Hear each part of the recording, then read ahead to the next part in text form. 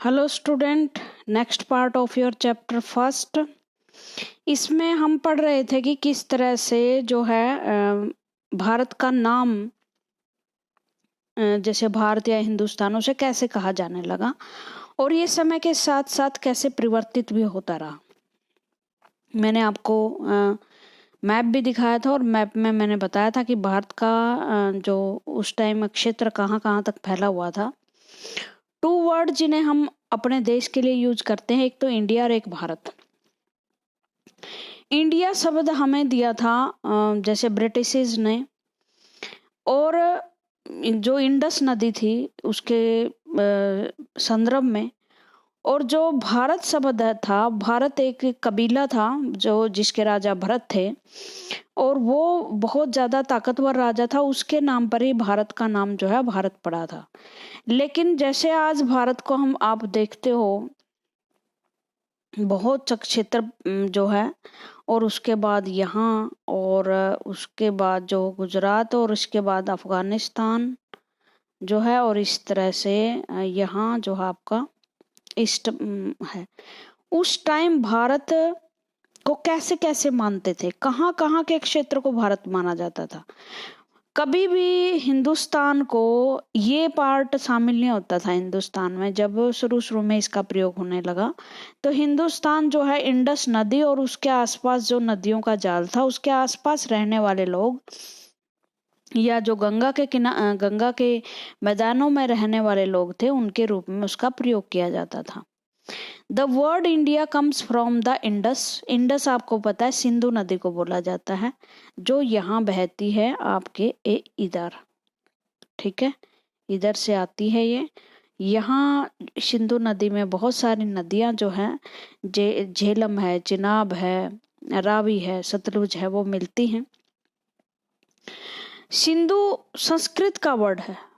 Find Iran and Greek in your Atlas.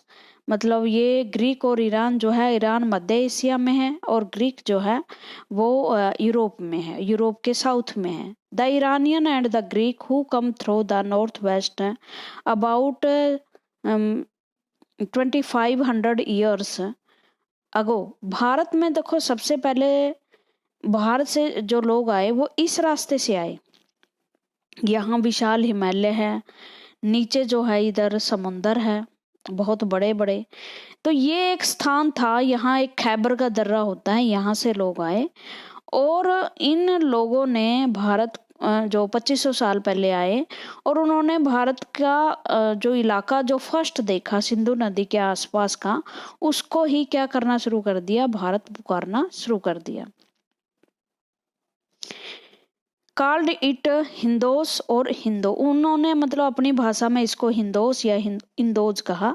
And the land to the east the river of called India. The name Bharat was used for a group of people who lived in the north west. मतलब भारत के जो north west में रहता था, आपको map पता होना चाहिए नॉर्थ वेस्ट का कौन सा क्षेत्र है, ये नॉर्थ वेस्ट है इधर, उसमें उनको ही क्या माना जाने लगा, भारत माना जाने लगा। And who are mention in the Rigveda. ये मैं पिछली वीडियो में भी आपको बता चुकी हूँ। ऋग्वेद में, संस्कृत में भी 3500 साल पहले जो ऋग्वेद लिखे गए, 4 वेद थे हमारे, उनमें भी इसका जिक्र था। फिर है फाइंडिंग अबाउट आवर पास्ट।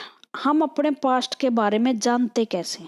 ये बहुत इम्पोर्टेंट बात है कि जो बात मैं आपको हिस्ट्री में पढ़ा रही हूँ आपको पता कैसे चली।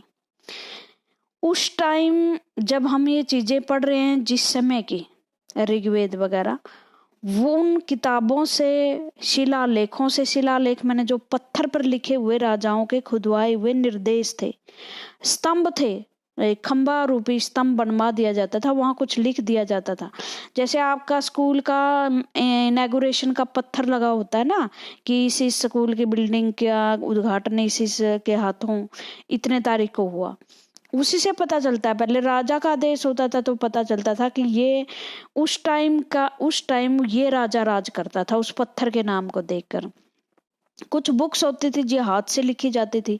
अब वो बुक भी किसी के पन्ने कहाँ मिले हैं, किसी का कहीं संग्रहालय में मिला है, कहीं ब्राह्मणों के घर में या मंदिरों में मिले हैं। तो हिस्ट्री पे थोड़ा सा डाउट इसी वजह से रहता है। तो हम किस तरह से अपने उसको जानते हैं पास्ट को, बुक्स जो रीड उस टाइम लिखी जाती थी, और एक बड़ा है कि हमारे कल्चर और हमारी दंत कथाएं हमने जो हम सुनते आए हैं, और हमारा जो कल्चर है, जैसे दिवाली है, ये कल्चर है हमारा कि हम ये त्योहार सेलिब्रेट करते हैं। लेकिन क्यों करते हैं, इसकी स्टोरी है पीछे कि राम उस दिन आए थे। तो ये पता चलता है कि कभी जो अयोध्या या अवध का जो एरिया था, वहाँ पर राजा राम राज करते थे, जो इक्वासु वंश के थे। जो बुक लिखी जाती थी उनको मेनूस्क्रिप्ट कहते थे। मेनूस्क्रिप्ट को हिंदी में पांडुलिपि कहते हैं। पांडु का मतलब जो हाथ से लिखी गई किताबें हैं। Because they were written by hand, ठीक है, लेटिन भाषा के मीनू शब्द से निकला है, जिसका मतलब है hand. These were usually written on the palm leaf, जो पाम के ताड़ के पत्ते होते थे उन पर लिखी जाती थी, और या किसी वृक्ष की बार्क छाल बनाई जाती थी, उन पर लिखी जाती थी। Which grow in the Himalayan, जो हिमालयन क्षेत्र में पेड़ उगते थे वृक्ष के या पाम के, वहाँ उनके पत्तों पर लिखा जाता था। Over the year many manuscripts were eaten away by insect.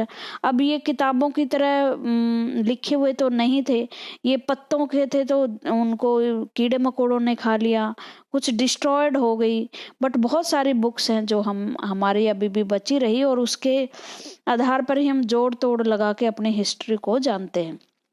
फिर जैसे देखो, ये शिलालेख लिखे गए, ये पत्थर से मिले हैं हमें।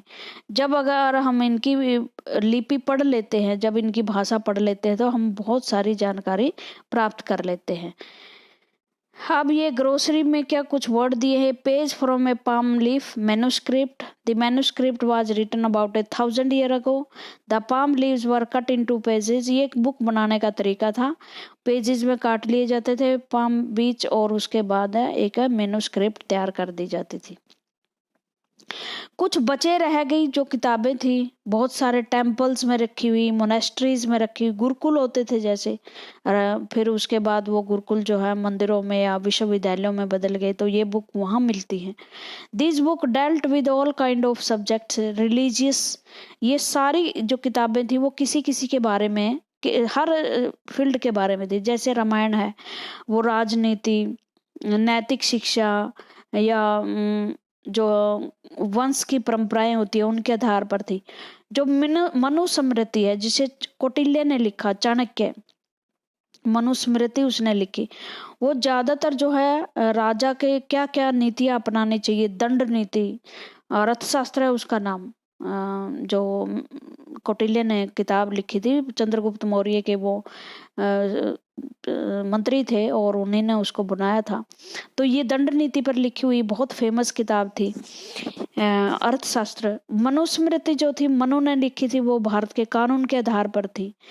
तो इस तरह से रिलीजियस जो बुक थी, जैसे ऋग्वेद है हमारे, वो ज़्यादा से ज़्यादा पूजा पाठ पे आधारित, मतलब आपका लाइफ स्टाइल जो है, स्पिरिचुअल लाइफ स्टाइल कैसा होना चाहिए, जो ऋग्वेद है उस देवताओं की स्तुति है, और उस टाइम जैसे कर्म का सिद्धांत था उस पर थे। यजुर्वेद, अथर्ववेद जो है, अथर्ववेद जैसे मंत्रों या भूत पिशाच के बारे में थी। आयुर्वेद जो है वो मेडिसिन, चिकित्सा के बारे में थी। एक सूर्य सिद्धांतिका आर्यभट्टियम जैसी किताबें लिखी आर्यभट्ट ने, वो साइंस से रिलेटेड थी कि पृथ्वी घूमती है, सूर्य नहीं घूमते। तो जैसे चरक था एक मेडिशियन, बहुत बड़ा चिकित्सक था, वो दवाओं के बारे में, चरक संहिता जिसने लिखी वो दवाओं के बारे में था। तो इस तरह से क्या है, डिफरेंट तरीके की किताब लिखी गई किंग्स के जो मेडिसिन है, साइंस है, इनके बारे में। Beside there were epics, poems, plays, बहुत सारे ग्रंथ थे, कविताएं लिखी गई। जैसे कालिदास ने अभिज्ञानम शाकुंतलम लिखी, आप पढ़ते हो विष्णुगुप्त की कहानियां, वो भी ये थी स्टोरीज छोटी छोटी। नाटक लिखे जाते थे, जैसे अब मेघदूतम जो है वो कालिदास का नाटक था। Many of these were written in Sanskrit, Sanskrit में लिखी जाती थी क्योंकि उस टाइम जो भाषा है वो संस्कृत होती थी, और खासकर जो शाही परिवार की या राजा की भाषा संस्कृत होती। आम जो लोग हैं वो प्राकृतिक भाषा बोलते थे, जो बाद में बुद्धिस्ट और जैनों की भाषा बनी।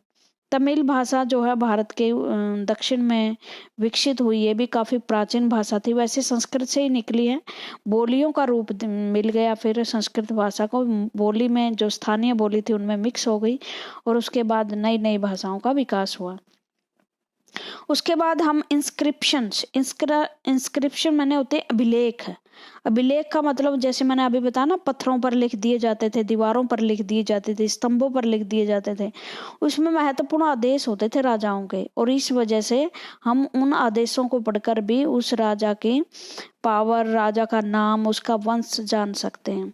There are written on relatively hard surface, ये किसी हार्ड सरफेस पे, पत्थर वगैरह पे लिखे जाते थे, स्टोन और मेटल या धातु पर। बहुत सारी धातुओं के जो इंस्क्रिप्शंस हैं वो मंदिरों में मिले हैं। Sometimes king got their orders inscribed so that people could see, जो ऑर्डर है आज तो जैसे लेटर्स में आ जाते हैं या मीडिया पे दे दिए जाते हैं, लेकिन अब पहले जो ऑर्डर कैसे देता होगा राजा, वो इसी तरह देता था कि किसी अभिलेख को लिख दिया जाता था मेटल पे या पत्थर पे, और उस जगह जगह टांग दिया जाता था ताकि लोग पढ़ सके और उस ऑर्डर को फॉलो कर सके। There are other kind of inscriptions as well where men and women including king and queens recorded what they did, और कई जगह ऐसे इंस्क्रिप्शन भी लिखे जाते थे जहां राजा या दूसरे लोग खुद का काम जो है रिकॉर्ड करते थे। For example king often kept records of victories in battle, उनके पास बहुत सारे लिखने वाले होते थे, तो युद्धों के रिकॉर्ड रखे जाते थे कि उसने कौन सा युद्ध जीता, वो युद्ध कैसा था, कब किस राजा को उसने हराया, कौन कौन से राज्यों को फिर उसने जीता। उसके बाद है can you think of the advantage of the, देखो ये एक तरह के अभिलेख हैं। ये अगर इनको पढ़ने से क्या आसानी होती है कि हम उस टाइम की लिपि, भाषा, राजा सब के बारे में, आम जन जीवन जो है उसके बारे में जान सकते हैं। देखो ये ऐसे लिखा जाता था। लिपि थोड़ी सी अलग है, अगर इसको पढ़ लिया जाए तो बहुत सारी जानकारी हम हासिल कर सकते हैं।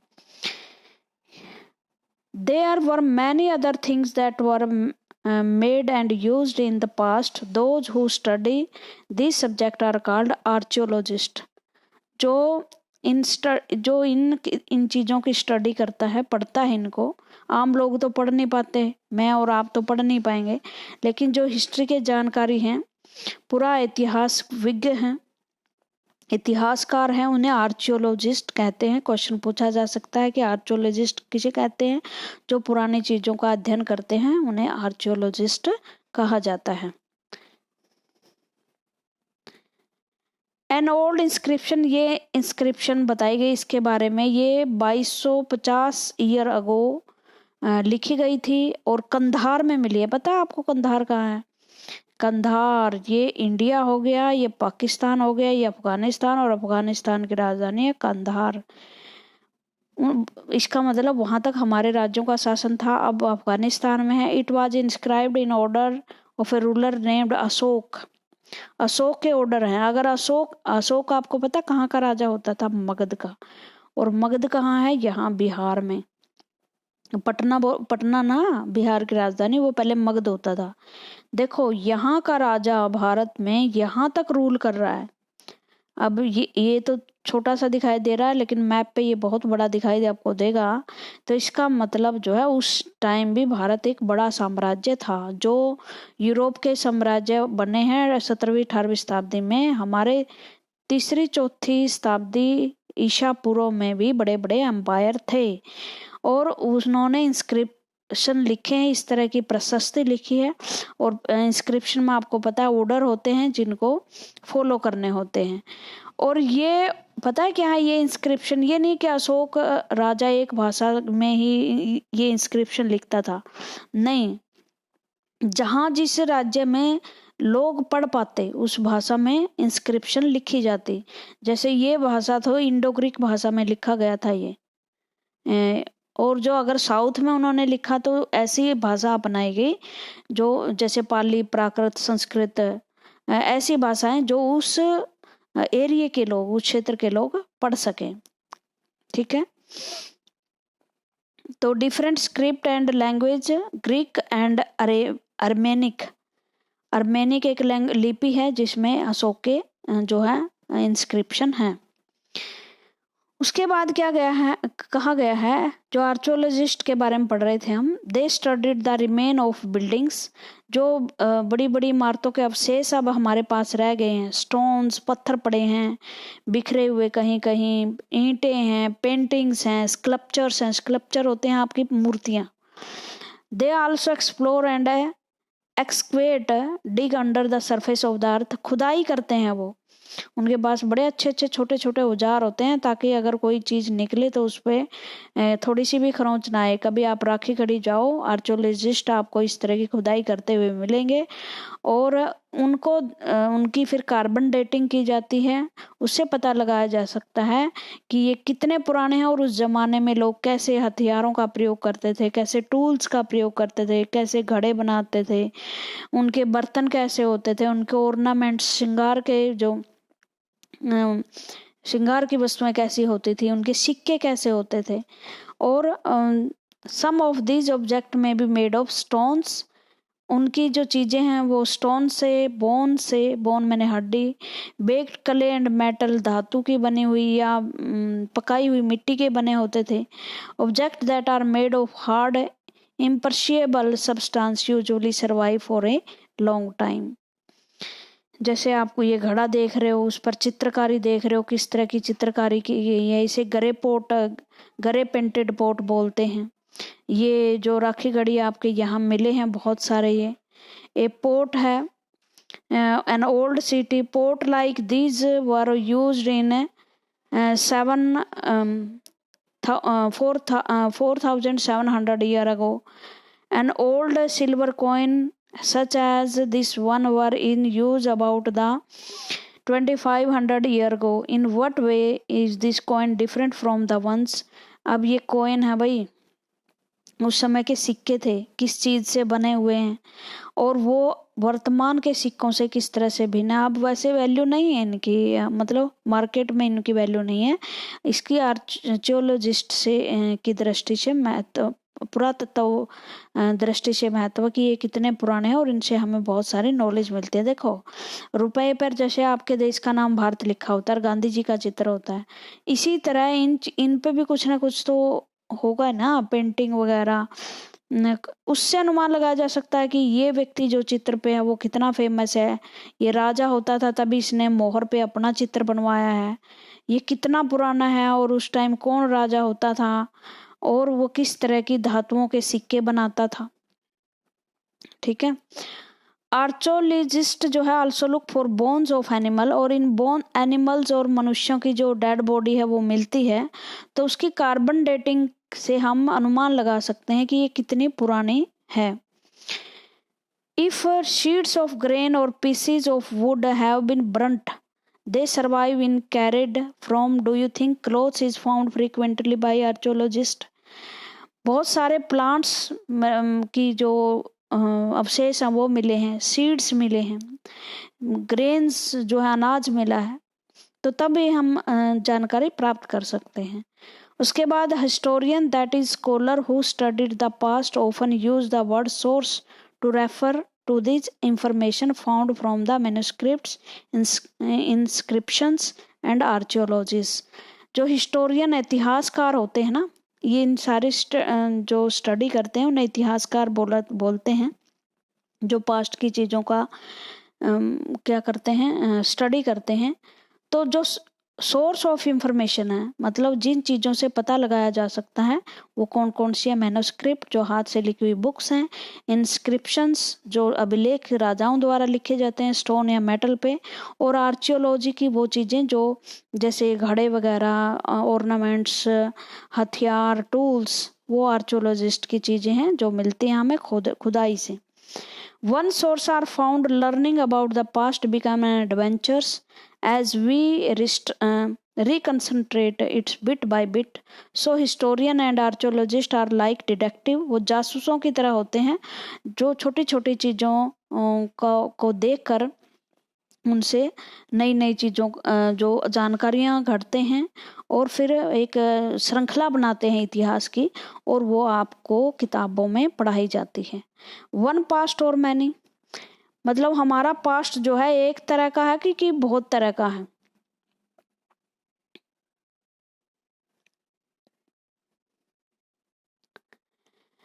देखो, पास्ट का मतलब ये होता है कि पहले पास्ट का मतलब हिस्ट्री में ये लगाया जाता था राजा या राजा का के युद्ध, राजा कब बैठा, उसका जो वंश था वो कैसा था। लेकिन अब जो पास्ट उसका मतलब ये है कि जो किसान, फार्मर, गरीब लोग, मर्चेंट, व्यापारी, क्राफ्ट्स पर्सन्स, आम लोग, महिलाएं, बच्चे, शिक्षा का पैटर्न कैसा था। मतलब अब हिस्ट्री बहुत ब्रॉड हो गई है।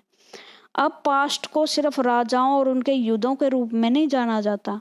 अब पास्ट को जो हर्डर और फार्मर हैं, हर्डर मैंने होते हैं पशुपालक, किसानों के जीवन, राजा और रानी के, व्यापारियों का जीवन, उनकी वो एक देश से दूसरे स्थान पर जाना, वस्तुओं का बेचना, बाजार का पैटर्न, क्राफ्ट्समैन, शिल्पकार थे, उनके बारे में भी पढ़ा जाता है हिस्ट्री में। मतलब हिस्ट्री ब्रॉड हो गई है। उसके लिए साथ साथ में लोग जो हैं कैसे रहते थे, सेंट्रल भारत में नहीं, अंडमान निकोबार द्वीप समूह में वो फूड कैसे इकट्ठा करते थे। जैसे वो मछली पालन करते थे, मछली पकड़ते थे, हंटिंग करते थे, शिकार करते थे, कलेक्शन, फॉरेस्ट प्रोड्यूस, वनों से जो चीजें इकट्ठा करते थे। और ये तो जो ट्राइबल थे वो करते थे, लेकिन जो बस गए थे उस टाइम, वो अपने फूड जो है वो प्रोड्यूस करने लगे थे, और प्रोड्यूस करके एक स्थान से दूसरे स्थान पर क्या करने लगे थे, सप्लाई भी करने लगे थे। Beside there is another kind of difference. We know a great deal about king and battles they fought because they kept record of their victories. देखो, राजा और रानी और युद्धों को क्यों प्रेफरेंस मिली, क्योंकि राजाओं ने तो अपने रिकॉर्ड रख लिए, लेकिन जो आम लोग थे, हर्डर थे, व्यापारी थे या फार्मर्स थे, फिशिंग करने वाले थे, उन्होंने थोड़े नहीं अपने रिकॉर्ड बनाए थे। आज भी आम पब्लिक अपना रिकॉर्ड कहाँ बनाती है, जो रिकॉर्ड बनते हैं वो सारा का सारा रिकॉर्ड जो है वो गवर्नमेंट का ही बनती है। What do dates means, date का मतलब होते हैं कोई इंपॉर्टेंट डेट जो हिस्ट्री में पढ़ी जाती है। आप भी कहते हो ना हिस्ट्री में क्या है, सिर्फ डेट ही तो पढ़नी है, कब युद्ध हुए, 1857 की क्रांति हुई, कब आज़ाद हुए हम, 15 अगस्त 1947 को, कि हिस्ट्री है, डेट को याद करो। लेकिन हिस्ट्री का मतलब डेट नहीं होता। डेट आपको एक पूरी की पूरी हिस्ट्री की श्रृंखला बताती है घटनाओं की, कि 15 अगस्त 1947 को अगर हम अगस्त को वो किसी दिवस के रूप में बनाते हैं, या कहते हैं आज़ाद हुए, तो किससे आज़ाद हुए, कौन लोग थे जो हमें गुलाम बनाए हुए थे, कौन लोग थे जो इस आज़ादी के लिए लड़े, किस तरीके की आज़ादी की लड़ाई हमने लड़ी, कितने साल पहले वो आए थे, कैसे हमें गुलाम बनाया गया, कैसे उनको हटाया गया। तो इस तरह से। और ये जो डेट्स हैं, ये दो तरह की डेट्स आप पढ़ोगे, एक तो ईसा से पूर्व, एक बिफोर क्राइस्ट, और एक आफ्टर क्राइस्ट। देखो, ये मानते हैं अंग्रेजी की दी हुई डेट हम पढ़ते हैं। मान लो 1 ईस्वी को ईसा मसीह का जन्म हुआ, यहाँ से डेट शुरू हुई, लेकिन 2 ईस्वी, 3 ईस्वी, इस तरह से। लेकिन क्या आप ये नहीं मानोगे कि इससे भी पहले डेट होंगी, ठीक है ना। इससे भी पहले जो डेट है वो बिफोर क्राइस्ट है, बीसी बोलते हैं उन्हें, कि भी 2000 ईसा से 2000 साल पहले क्या हुआ था। मान लो अगर मैं कहूँ जी चंद्रगुप्त मौर्य ने अपना जो शासन है वो 326 ईसा पूर्व बनाया था, 25 ईसा पूर्व। इसका क्या मतलब है, इसका मतलब है जो 1 ईस्वी शुरू हुई उससे 325 साल पूर्व ही। अब हम कहें कि गीता का ज्ञान 3000 साल ईसा के 3000 ईस्वी पूर्व है, तो मतलब इसका ये है कि गीता के 2000 साल ईसा से बाद के और 3000 ईसा से पहले के साल, मतलब ये 5000 साल बुक पुरानी है। समझ में आया आपको बात? कि एक जो ईसा की है, जैसे 2020 अभी चली हुई है, कभी तो ये एक भी थी ना, एक से भी शुरू होगी। ये कब क्राइस्ट ईसा मसीह का जन्मदिन से मनाई जाती है, लेकिन हिस्ट्री को इसी जन्म की मोहताज नहीं होती। हिस्ट्री तो हजारों सालों से लगातार डेवलप हो रही है, सभ्यताएं तो इसमें विश्व में फैली हुई हैं। तो जितनी भी चीजें हैं ईसा से पहले की, उसे हम बिफोर क्राइस्ट बोलते हैं, और जो ईसा के बाद की हैं वो एडी बोलते हम। ठीक है। If somebody ask you the date, you will properly mention the day, month and year 2000 and something, ऐसे बताओगे कि 2000 साल चल रही है। लेकिन ये डेट है जर्नली असाइन की जाती है Jesus Christ the founder of Christianity, जो जिसने क्रिश्चियन धर्म की स्थापना करी। So 2000 means 2000 year after the birth of Christ. All date before the birth of Christ are counted backward and usually have the before Christ, BC बोला जाता है उनको, जो डेट उसके बाद पैदा हुई है। और इसको बीसी को कई बार एडी भी बोल दिया जाता है। Stand for Latin word anno domini, meaning in the year of lord, जिस दिन लॉर्ड पैदा हुए थे, क्राइस्ट पैदा हुए थे, इसलिए इसे एडी भी कहा जाता है। ठीक है, ये समझ में आ गई बात आपको? ये थी चित्रलिपि भाई। ये जो वर्ड दिए हुए हैं, ये पहले इस तरह से लेखन नहीं होता था। लेखन जो है, जो आपके इंस्क्रिप्शन में मिलता है, कई बार हमें हिस्ट्री पढ़नी ये मुश्किल हो जाती है कि इस तरह से चित्रों के द्वारा लिपि लिखी जाती है, इसका कोई मीनिंग है। जैसे ये पी मीनिंग है, इसका टी मीनिंग है, इसका ओ मीनिंग है, इसका एल मीनिंग है, इसका एम मीनिंग है।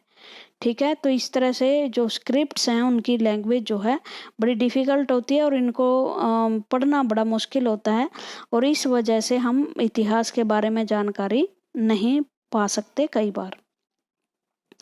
ये आपका चैप्टर था। Thank you for the discussion.